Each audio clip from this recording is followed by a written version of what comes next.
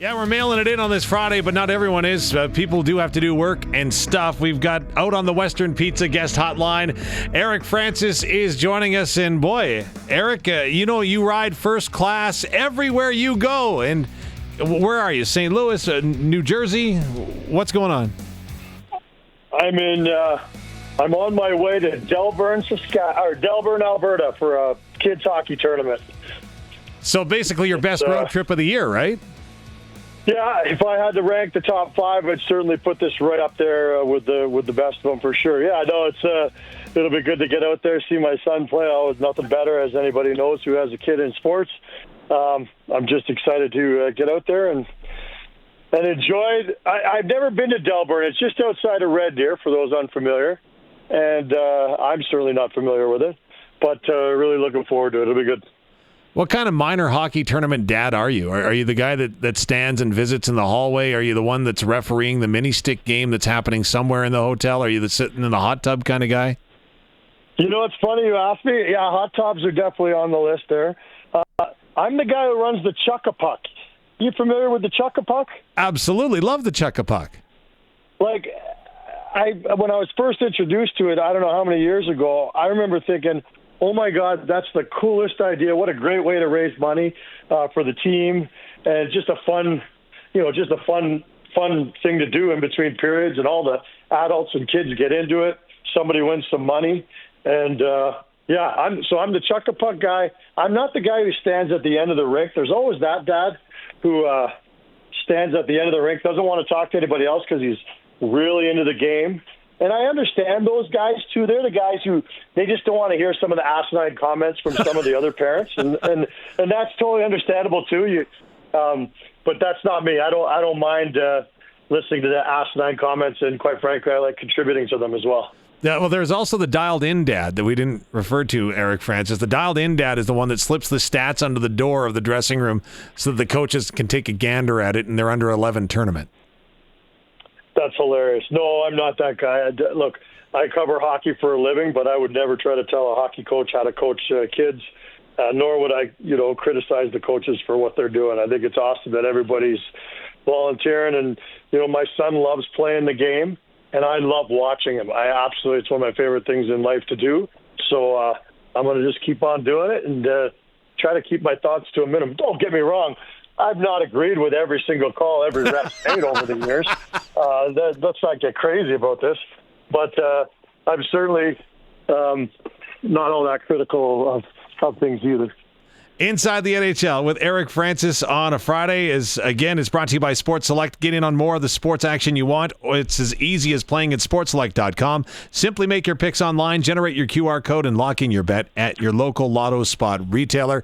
One thing that we won't be looking forward to for a while, Eric, is Connor Hellebuck out 4 to 6 weeks with the Winnipeg Jets. Obviously a big blow to their team, but they're downplaying it. Is that the right thing that they should be doing? Well, you have no choice. Look, Eric Comrie's been pretty good, and so you got to basically put your faith in this young kid. And it's not for the whole season, so that's the good news for the Jets.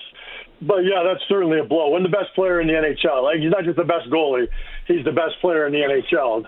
And when he goes down, that's never a good thing. But, look, if there's a team that's got the depth to deal with it, it's Winnipeg. And you know what? I think Winnipeg has learned probably more than almost any other team. But the reality is, it's not what you do, from now till February that matters most. It's what happens when you start getting to the more important parts of the season, when the real bullets start to fly. Well, when the real bullets start to fly, if that was today in the NHL playoffs, Eric, the Winnipeg Jets would be the only Canadian team in the postseason. A, is that a surprise? Yeah. And B, is there anybody else that's going to get into it from Canada? Again, it's early. Look, I can tell you it won't be Calgary that's getting into the playoffs, that's for sure. It is starting to look pretty dire in some cities, but look, I think Montreal's too talented to miss the playoffs. I certainly think that all this sky is falling stuff out of Edmonton is ridiculous. I'm not worried at all that they're going to not make the playoffs. So, Toronto, that's an interesting one. I remember looking at their defense at the beginning of the year saying, I'm not sure that's a playoff team in that division. That's a tough division. I'm not going to sit here and declare that I have a strong feeling one way or the other on the Leafs. But, yeah, there's certainly a lot of hand-wringing going on in the Toronto area. What's the emotion level in Calgary then right now? Oh, people are frustrated. I've got a piece coming out. If there are Flames fans listening, I've got a piece that'll be up on the web in about an hour. And, it discusses in depth with Don Maloney talking about the big picture. Look, fans, they really want the team to, tank, lean into this terrible start. But I can tell you that that's not the way the organization's going to go. They still think that they have a fighting chance to get into the playoffs. Wow. So what are they willing to do to make it happen? Yeah. Good question. I mean, it doesn't have those answers, but I'm just telling you that that desire to lean into a rebuild has never been something that the Calgary Flames ownership has ever been interested in doing. They think that they can do the hybrid approach like Dallas, which is basically have a really good draft or two, and suddenly you're back into the picture. I think history has shown that pretty much all of the Stanley Cup winners over the last 15, 20 years all had to hit rock bottom, get that number 1 or 2 draft pick, and then kind of, fight their way back to the top. The argument in Calgary from the ownership group is, look, for every team that did that and bounced back and won a cup 5 years later, there are also the Buffalo Sabres, the Detroit Red Wings, the Oilers for a good decade. There's no guarantee that you're ever going to get out of that, that funk if you're rebuilding. So they really want to make sure that the culture of winning and the desire to try to make the playoffs every year is still strong, which confounds a lot of people. Is there any heat on Craig Conroy then? Yeah, I would say so. I mean, heat in terms of, whether or not he's going to be fired or not. Yeah, I mean, certainly when you're 32nd in the league and expectations are much higher, that's always a possibility. I don't think so. He's on the last year of a contract. I actually think they're going to extend him. But also the optics of that can be challenging too, because when you're extending a GM that's, last in the league, it's a tricky one too. So I think he will survive this. I really do, because I think people understood that even though last year they were pretty close to making the playoffs, it was a bit of a mirage, and it happened a little quicker than anyone expected. So I still think that they're going to, stick with Craig and use him as their long-term planner. Well, like I say, we're kind of putting our feet up on the desk here on this Friday afternoon. Barney's away, so we'll play Inside the NHL with Eric Francis, and we've got a text question for you from Ken. Wants to know if you saw what happened with Connor Bedard the other night in the Chicago Blackhawks when he was assessed a penalty for essentially chirping. I still haven't seen the replay. I saw some analysis of it. I've heard people talking about it and everything. But, no, I can't say that I actually watched it. I find it hard to believe that the star of the league would, do that. But, he's shown some frustration in the past. I remember last year he got kicked out of a game for showing some frustration as well. And, hey, listen, again, without seeing or hearing what was said, I think there gets to a point where no matter whether you're a superstar or a fourth-line mucker, if you run your mouth a little too much, at some point the refs are going to say enough, and you've embarrassed me enough, and now I'm going to embarrass you back. So it sounds to me like that's exactly what happened. But again, I haven't seen it. Does it sound like is that a fair assessment to you? Like from what you saw, did it seem like the ref just had enough and had to kind of put a cap on it? Yeah, that's basically in a nutshell from what I would say. But the question obviously there's a ladder. I don't know if it's I don't want to call it priority or anything like that. But if Connor McDavid does that, there's nothing happening. And maybe does it just show that Connor Bedard isn't quite at that level yet, despite the start that he's had in the season and, of course, the clout that comes with being a number 1 pick? I think it has more to do with being a veteran as opposed to being a rookie. You earn your stripes over the years. You're Connor McDavid, whether you're Connor McDavid or you're still a third-line mucker. If you've been in the league 8 years, there's a little bit more respect out there that's handed to a guy. If you're a kid, and look, Bedard's in his 3rd year in the NHL now, like, these refs want to also set a standard too. Like, hey, you're a new guy. You can't talk to me like that. You can't talk like that in this league. And if you do, I'm going to put you in your place. So that's where I think that came down to. Just he's a 3rd-year guy in the league, and no matter what his status was, He shot his mouth off a little too much. The unfortunate thing about it was it actually had an impact on the game. The Blackhawks lost the game because of it, and that's the unfortunate thing. You don't ever want a referee to play a role in that, but I'm sure every ref and observer would say, no, the ref didn't do it. It was the player who did it. We're just not used to that happening. Veterans know where the line is. Maybe youngsters don't know quite as much. Doug is in Red Deer, so maybe he'll come by a puck. I don't know. But he hasn't been... Tell him we're open for business. Open for business. Well, you just did. He says, I haven't been into Calgary lately. How is the rink coming? It is actually quite amazing. I drive by it every day because it's like 150 feet away from the current rink. And, as you can imagine, traffic in and around there is horrific. But we are now seeing it was just a giant hole for so long. And then over the summer, they were filling that hole in with a ton of concrete and rebar. And now it's actually, because the arena is sunken into the ground, the ice level is, I think it's 38 steps down into the bowl to where the ice is. And now there's stuff, 2-3 stories above ground level that's starting to be built. So it's their goal is still summer of 2027. And by all accounts, they're still on pace for that. As we look around the Canadian NHL teams, this is a follow-up, so apparently Doug didn't want to listen to the entire answer. He must have been captivated. Awesome stuff. Doug wants to know, he cheers for Toronto when he's not cheering for Calgary. Can Toronto get back into the playoff picture, even though it's early? Yeah, well, there you go. I don't know the answer to that. Look, right now, the two biggest reasons why I'd say they'd have a chance is because they can outscore their way out of their problems, which is what they've always done with Austin Matthews and Matthew Nyes. But both right now are injured. One seems a little more concerning than the other, apparently. But, I just don't think they have the blue line or the goaltending, to stay in this funk for too much longer. Look, instead of giving them a long answer, I'm going to say no. I don't think they're making the playoffs this year. I really don't, because I think there's so much pressure on Matthews, and I think one thing we've learned from Austin Matthews over the years is pressure is not his friend. Regina Pat's season ticket holder Don wants to know, if you say this about Connor Bedard, does that mean that he's out for the Olympics? Will he be on the Olympic team? Oh, no, what happened the other night has no impact on, whether or not he'll make the Olympic team. That's a bit of a stretch, but I don't think there's room for both those guys. And everyone knows who I'm lumping together here. Celebrini and Bedard have been the talk of the NHL this year. They're by far the biggest storyline of the NHL this year.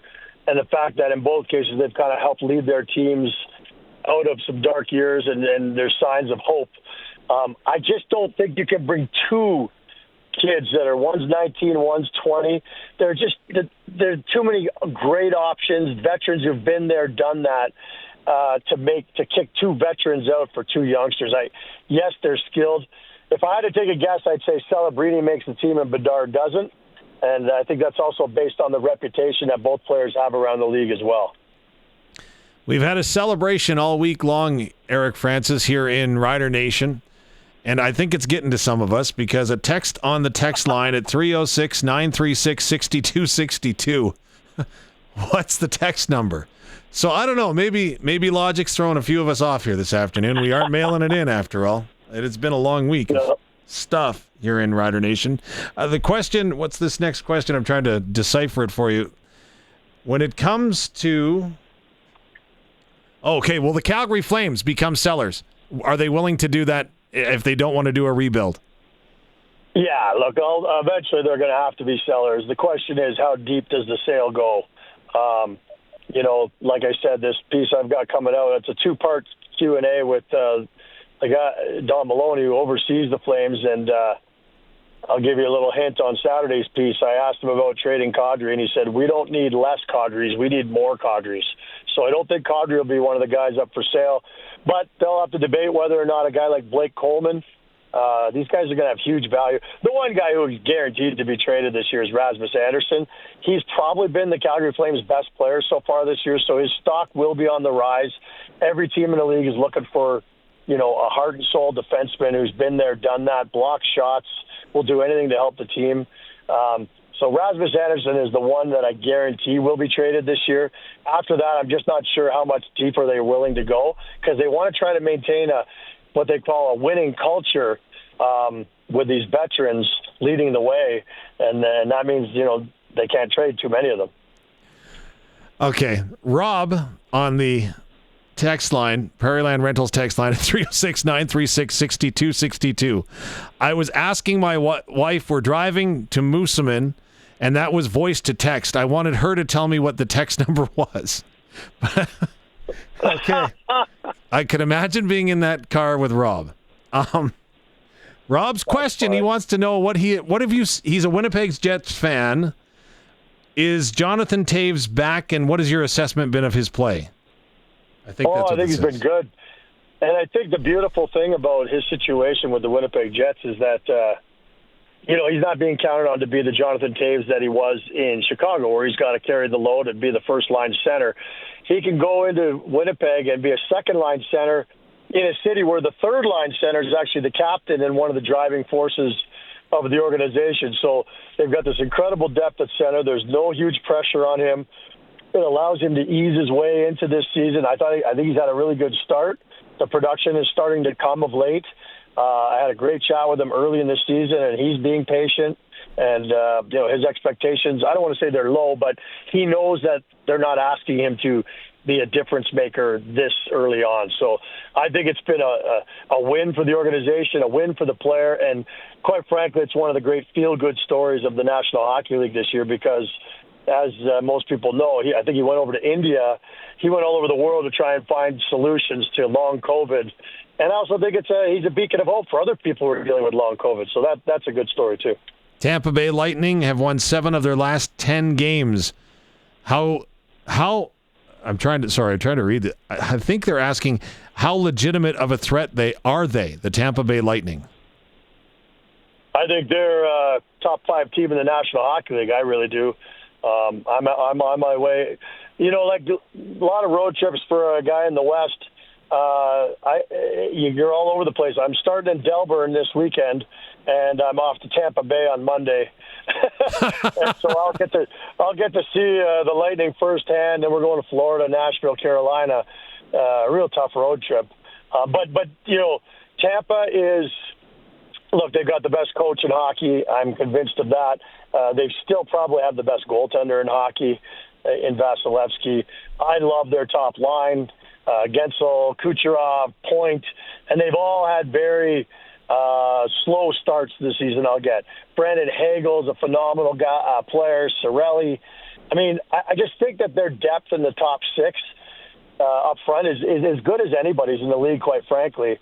And they've got the experienced blue line and experience all over the place. They've won cups. So I think Tampa is in for a nice little resurgence here, and I think they'll be one of the favorites in the East when we get the playoffs started. But that's a long way away. Apparently, Rob doesn't know how to turn off voice to text, as it looks like there's a deer in the ditch. So that's awesome. Good. Drive safe, Rob. I got to ask you about road trips. We just got back from one at the Grey Cup and had one of the greatest experiences with other media. It's one of the most fascinating things, hearing other people's opinion, but it's also interesting finding how people can try to save money, like one media outlet trying to share an order of all-you-can-eat wings. Is the media frugal in your world too? Fantastic. Well, that's good to hear that there's a strong tradition in the media of being cheap. I mean, look, none of us are getting rich. None of us are getting rich in this business, and sometimes costs need to be cut. There is a legendary figure, and I'm not going to name him, a legendary figure who's covered like 30-plus Grey Cups, one of my favorite people, a legend in our business, and he was famous for always, look, you go back decades when I first met him, and they used to sell smokes in the bar. You could order a carton of smokes with a round of doubles. And he would order doubles. He drank doubles quite famously, so double rum and Coke, double rye and Coke. And he would also get a carton of smokes It would all go on the big tab. There'd be, say, 8 of us. We're all having a good old time. And when the bill came, he'd be the first to reach up and snag it out of the waitress's hand and say, okay, bill is whatever it is, $1,200. There's 8 of us, so each one of us owes, and he would divide it by 8. And so we would always be paying for his doubles and for his smokes. That is not just being cheap. That is being crafty, innovative. And there was a part of me as a youngster when I first met him, I was like, whatever you say, sir. And then as I got older, I said, no, that's not the way this is working. I'm not paying for your drinking or smoking problem. You can take a separate bill for all your little vices, and I'm going to deal with my own little chicken wings that I'm sharing with my buddy over here. Veteran move. Yeah, veteran move. That's why he's a legend. Oh, Eric Francis inside the NHL. Thanks for doing this. Good luck in the tournament this weekend. It's time that you can't get back with your kids, so enjoy it. Exactly. Well, thanks so much, and we'll talk next week.